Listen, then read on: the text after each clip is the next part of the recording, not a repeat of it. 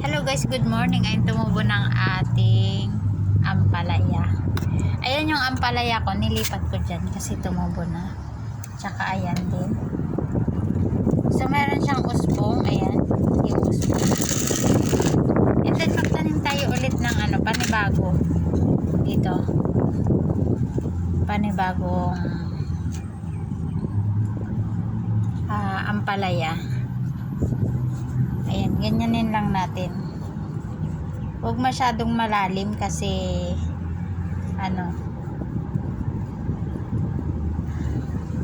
para hindi malunod yung ating ampalaya. So, lagyan natin ng 3 piraso.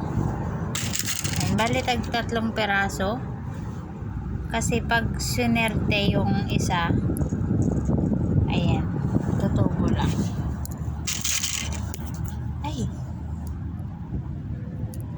Ayan, bali tag 3 guys. Ayan. So takpan natin. Takpan lang natin siya. Ayan. Antayin natin ng after 1 week. Ayan, after 1 week. Pero ito tumubo na siya. Ayan, after 1 week guys, abangan natin kung tutubo. Ayan, so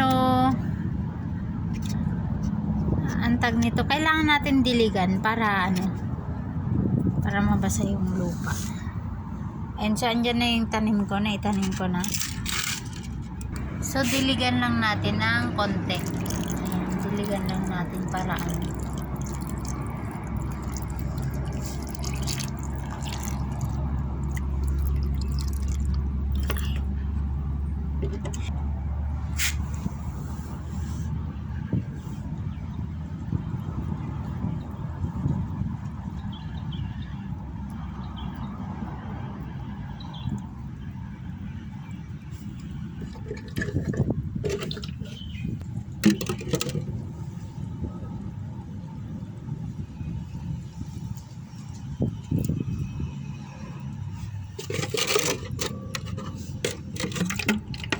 And so ito guys is nadiligan ko na kanina umaga.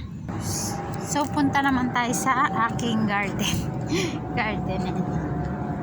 Ayan, so nagtanim ako dito ng ampalaya din. Ayan yung ating ampalaya. Tumubo na yung ating ampalaya. Ayan, tumubo na siya guys. Ayan din, tumubo na. Kasi lagyan natin ng cultivate natin yung ampalaya.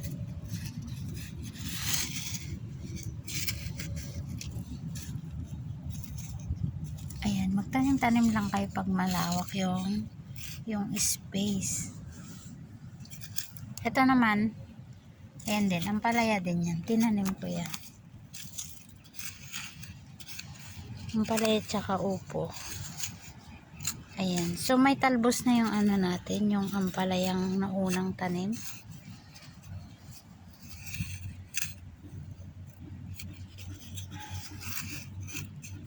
Ayan, meron na kasi siyang talbos guys. Ayan yung talbos.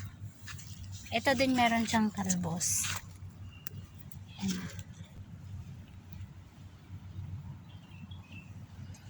Ayan din. Kaso lang hindi tumubo lahat. Ayan guys, na-cultivate ko na yung ating ampalaya. Ayan, may talbos na siya. Tsaka yan. And then eto. Dito ko tinanim yung yung iba. Tsaka dito kasi meron na siyang ito naman upo. And meron na siyang flower. Ayan guys, thanks for watching.